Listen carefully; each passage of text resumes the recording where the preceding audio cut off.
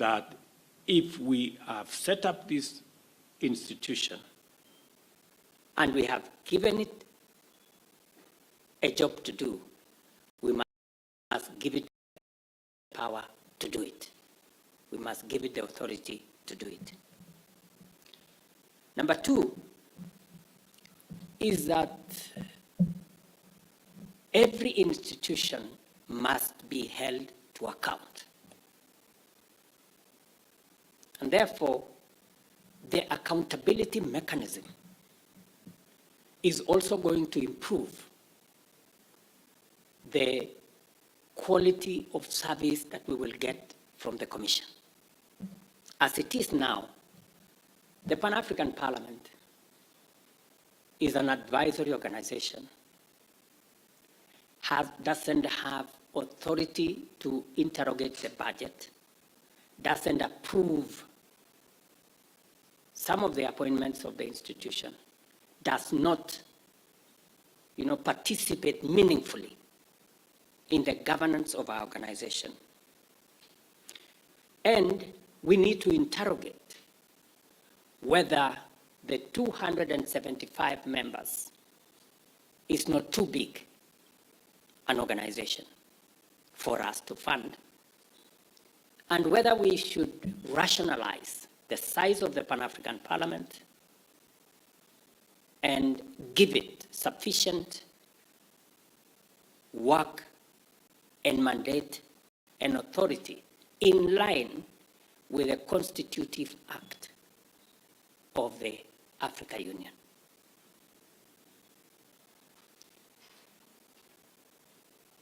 Like all democratic institutions, for example, in Kenya today, there's a big debate in Parliament because it is our belief in institutions. We have an executive that proposes certain measures. The people and Parliament interrogate it, provides oversight.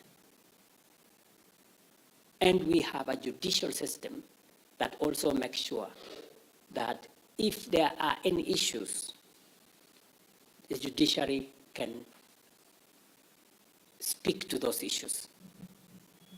So our Pan-African Parliament must take up a proper place in the governance of our institution so that we can guarantee ourselves that these institutions will work accountably. Listening to our chair and the obvious and sometimes, unavoidable conflicts between different institutions and even the overlap that is there. There is no mechanism that is in place to resolve some of these conflicts, some of the overlaps. And that is why it is absolutely necessary for us to finally establish the African Court of Justice. That way, if there is a conflict between the PRC and the Commission,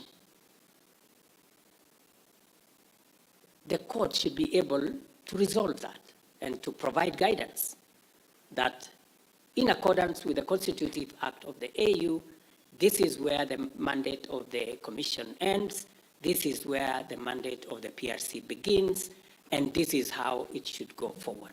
At the moment, there is no mechanism.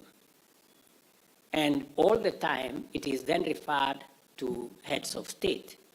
And it becomes very difficult because the heads of state are not a court. So these are some of the what is limiting our institution. And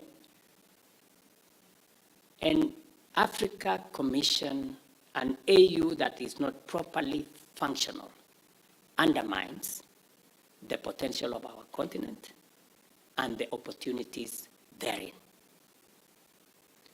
And so, finally, the fourth issue is how to finance our organization. And that needs to be a very candid conversation. I have had occasion to discuss with many of my colleagues on this subject, and everybody seems to agree that we need to take a firmer position in funding our organization and working with others so that we can achieve our aspirations. Let me say this, that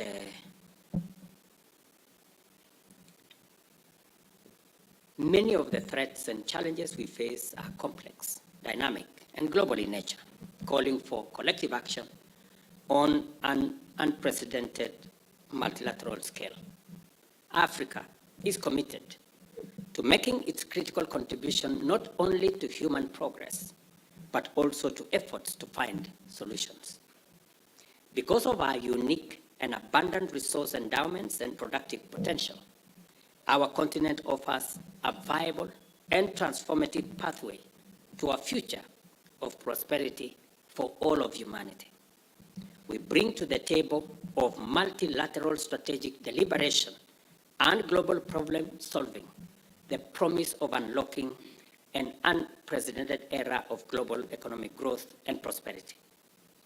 I have had the occasion in a number of forums across the continent to outline the outstanding reforms which, in my considered view, shall be key areas of focus for me to deliver on my mandate efficiently. However, this outline, as I have told you, the 4 areas: to reform the Commission, to work on our Parliament, to make sure that we have a court, and to ensure that we have a proper funding mechanism. This outline is indicative, and I remain open to consultation and deliberation. I am confident that you have deliberated vigorously and exhaustively on various priorities, and I am interested in tapping into your extensive operational experience in AU institutions to enrich and refine our reform agenda and to explore innovative and inclusive ways to take the AU to the next level. I intend to work systematically in building on the substantial work accomplished by His Excellency President Kagame, and further, I shall focus on establishing a robust and sustainable funding mechanism for both the AU regular and other programs. Let me also confirm that when we talk about potential, when we talk about, for example, renewable energy potential, in this town of Naivasha, we just signed with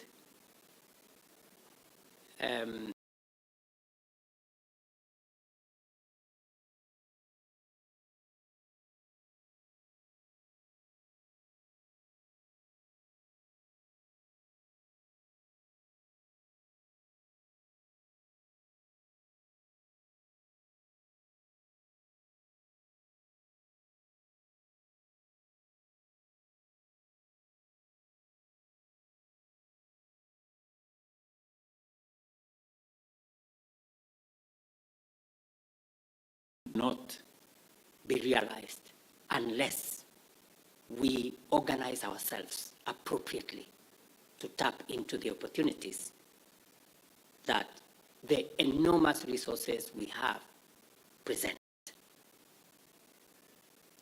Let me also give you another example.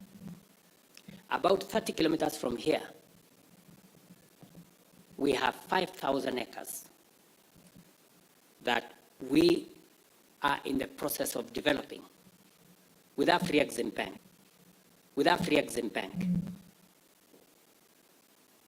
to unlock the industrial potential and manufacturing capacity using renewable energy in this county of Nakuru. And therefore, it speaks to the kind of potential that Africa Union has in working with us to unlock the potential that exists in our continent. Building Africa Union institutions, including financial institutions, including other institutions, will help us unlock this potential. And therefore, let's work together in recognizing the importance, urgency, and the weight of expectations and the transformational implications of the work of reforming the institutions of the Africa Union. I am confident that I can rely on you individually and collectively to contribute meaningfully to taking the reform agenda forward and actualizing the dream of the Africa Union for our time and for generations ahead of us. I wish all of us success in our continued deliberations on this very historic agenda. Thank you very much, and I look forward to us engaging.